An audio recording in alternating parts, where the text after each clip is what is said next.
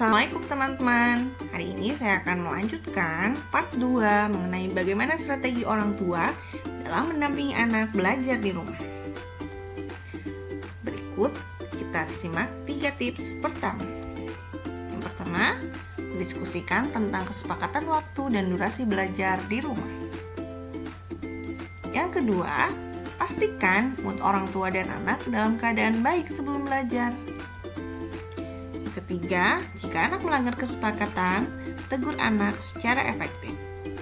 Yuk kita simak penjelasan lebih jauh mengenai 3 tips pertama ini di video selanjutnya.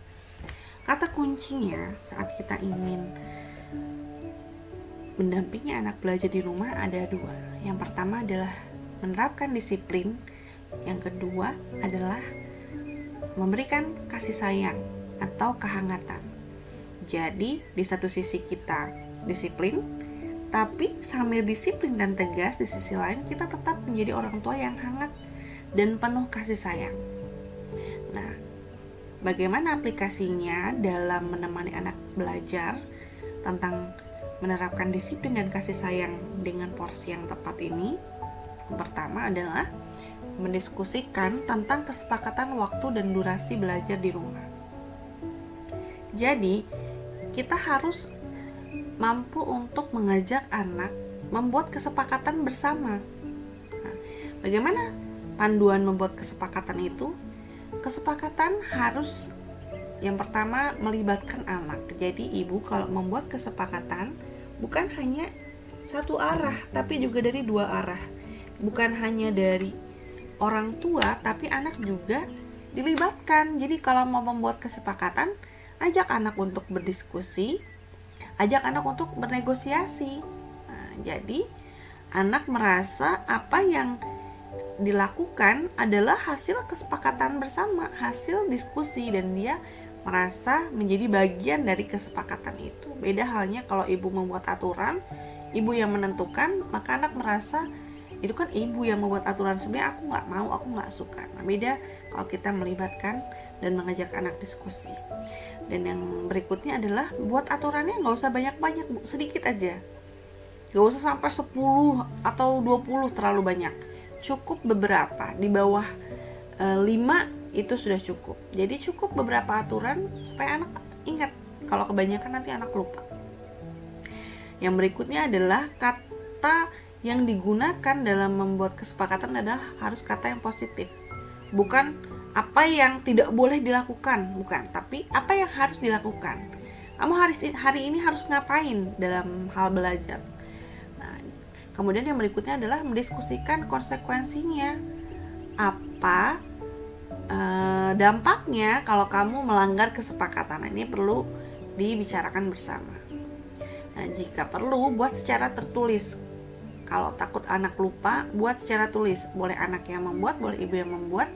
Di atas kertas, kemudian diberi gambar dan ditempel supaya anak ingat, oh iya aku punya kesepakatan ini dengan orang tua. Dan yang terakhir, ketika membuat kesepakatan, tinjau ulang. Kalau sering dilanggar, ini udah bikin aturan kok nggak dipatuhi, dilanggar terus, atau bisa jadi terlalu berat konsekuensinya, terlalu berat hukumannya. Nah, ini contoh kesepakatan yang simpel untuk mendampingi anak belajar di rumah. Kesepakatannya adalah kamu harus sarapan dulu, mandi dulu, belajar dulu, baru boleh bermain dengan teman atau bermain dengan gadget. Jadi ingat ya, SMB, sarapan, mandi, belajar, baru kamu boleh main. Nah, itu simple dan mudah diingat oleh anak. Jadi anak selalu ingat, oh iya aku harus sarapan dulu, oh iya aku harus mandi dulu, oh iya aku harus belajar dulu, baru aku boleh bermain dengan teman, dibatasi waktunya. Itu bisa jadi kesepakatan ibu dengan anak, berapa lama anak boleh bermain dengan teman, dan boleh bermain dengan gadget. Jadi kalau anak-anak usia TK dan SD jangan sampai lebih dari 2 jam bermain gadget. Ibu harus membatasi. Nah, sambil membuat kesepakatan, ibu sambil membicarakan konsekuensinya. Kalau anak tidak menyepakati, tidak melakukan kesepakatan ini, melanggar aturan ini, maka hukumannya apa? Hukumannya ditetapkan bersama. Jadi kalau kamu melanggar, kamu harus bantu ibu untuk ngepel ya. Setuju nggak? Nggak deh, aku nggak mau, aku pengennya hukumannya nyuci piring aja. Nah, kalau ibu rasa hukuman ini sepadan, ya udah oke, kamu nyuci piring. Kalau kamu melanggar aturan. Jadi kesepakatan ketika dibuat bersama dengan anak, anak juga akan menjadi nyaman ketika dia melanggar. Misalkan bukan maksudnya supaya aturan dibuat untuk dilanggar, bukan, tapi ketika aturan ini tidak berjalan sebagaimana mestinya, anak melakukan konsekuensinya nggak sambil cemberut atau marah-marah. Maupun kita berharap anak patuh dengan kesepakatan. Strategi yang kedua adalah pastikan mood orang tua dan anak dalam keadaan baik sebelum belajar. Jadi jangan sampai menjelang waktu belajar orang tuanya bete, anaknya bete. Udah bisa dipastikan kalau dua-duanya bete, pasti nggak akan jalan dengan baik. Anak boleh bete, tapi orang tua sebaiknya tidak bete, karena kalau orang tua bete pasti semuanya jadi kacau. Walaupun anaknya moodnya baik. Jadi pastikan yang pertama adalah mood orang tua. Kemudian kita lihat mood anak kita. Kalau dia mood, langsung kita temani dia untuk belajar. Gimana caranya supaya mood orang tua baik dan mood anak juga baik? Nah, yang pertama adalah pastikan kondisi fisik anak dan ibu dalam keadaan baik, sehat. Jadi kalau sakit lebih baik minta izin sama gurunya untuk mengumpulkan terlambat tugasnya. Kemudian juga dalam kondisi fresh, jadi sudah sarapan dan sudah mandi kalau bisa. Jadi minimal sudah sarapan, karena dengan keadaan yang fresh, otak kita akan lebih mudah menerima dan menyerap pelajaran. Ibu juga lebih mudah dalam membantu menemani anak belajar. Yang berikutnya adalah tarik nafas. Saya doa dulu sebelum menemani anak belajar. Karena ini adalah salah satu bentuk pengasuhan kita kepada anak ya, ibu. Menemani anak belajar ini meskipun nanti pandemi usai adalah kewajiban kita. Jadi kita harus meminta bantuan kepada Allah agar dimudahkan, dilancarkan ketika menemani anak belajar. Gunakan kalimat yang positif saat mengajak anak belajar, meskipun mungkin harus diulang-ulang ya. Jadi gunakan kata positif. Ayo nak, kita belajar yuk. Yuk Solihah, yuk kita belajar yuk. Gunakan kata positif. Jangan sampai kita mengucapkan kata-kata yang negatif atau jelek. Nah, jika belum cukup, dikasih kata positif aja masih belum mau nih, belum mau, gunakan irama atau gerakan. Karena anak-anak pada dasarnya senang dengan irama atau gerakan. Sambil nyanyi atau sambil menyanyikan lagu, diubah liriknya, itu boleh. Yuk belajar yuk, yuk belajar yuk. Anak-anak senang dengan irama atau gerakan. Terus sambil ibu, ayo yuk, nih bukunya yuk, kita bawa ke depan yuk. Jadi sambil anak diajak untuk menyiapkan alat-alat belajar. Nah, yang berikutnya adalah ikuti kebiasaan rutin anak di sekolah sebelum belajar. Jadi jangan ujuk-ujuk nyiapin buku, yuk belajar yuk, kerjain nih halaman ini. Kata gurunya, ini kerjain. Enggak seperti itu.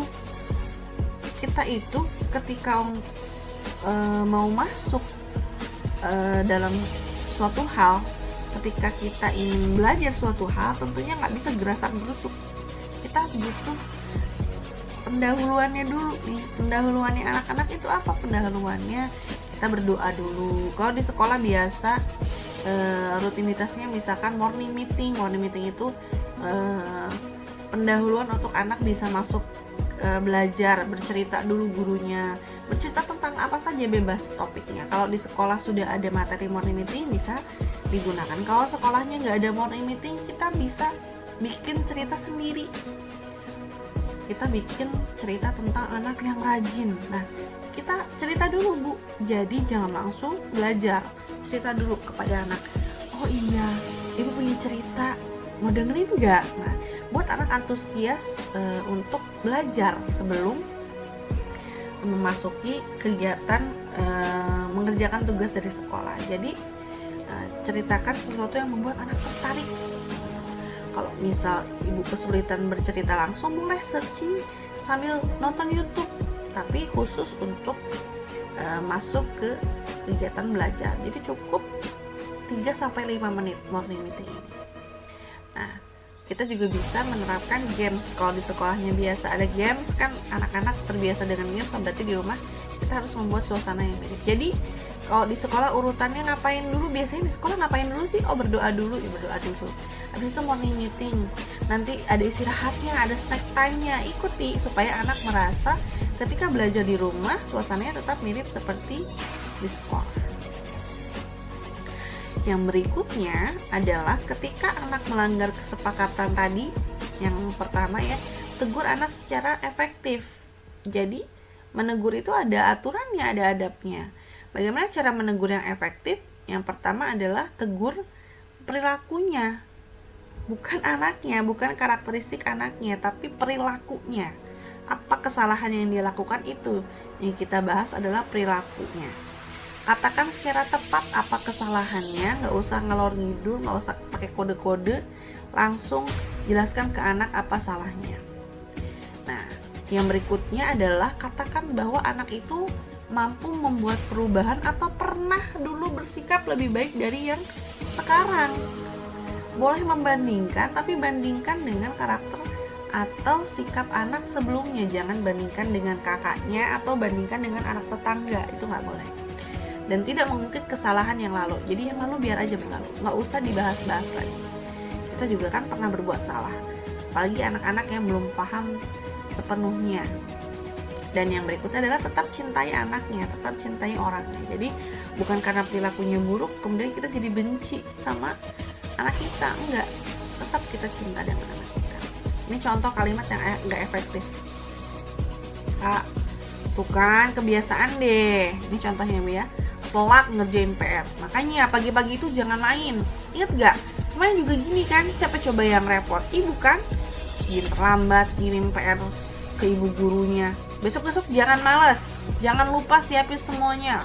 Tambah suara lebah terbang, udah menggerutu bolak-balik sambil bilang marah-marah lagi. Ingat loh ya, ibu gak mau pokoknya lihat kejadian kayak gini lagi. Ini kalimat yang tidak efektif, terlalu panjang, gak sampai ke intinya, cuman mengeluarkan unek-unek ibu aja, tapi gak ada efek yang positif untuk anak. Apakah anak berubah kalau kalimatnya seperti ini? Anak belum tentu berubah. Tapi ketika ibu mengubah kalimatnya menjadi efektif, langsung to the point, kesalahannya apa, tapi juga tidak menjatuhkan, kita akan melihat perubahan pada anak yang lebih baik. Contohnya, Kak, karena kamu main terus di pagi hari, PR-mu jadi terlambat dikumpulkan. Selama ini ibu lihat, kalau kamu ngerjain PR-nya gak terlambat itu kalau kamu mainnya setelah belajar. Artinya kamu tuh bisa loh lebih baik dari hari ini. Kemarin kamu kerjain PR bisa kok tepat waktu, berarti hari ini pasti bisa juga. Nah, bagaimana strategi yang lain? Silakan simak di video selanjutnya ya teman-teman. Jangan lupa like dan subscribe. Sampai jumpa.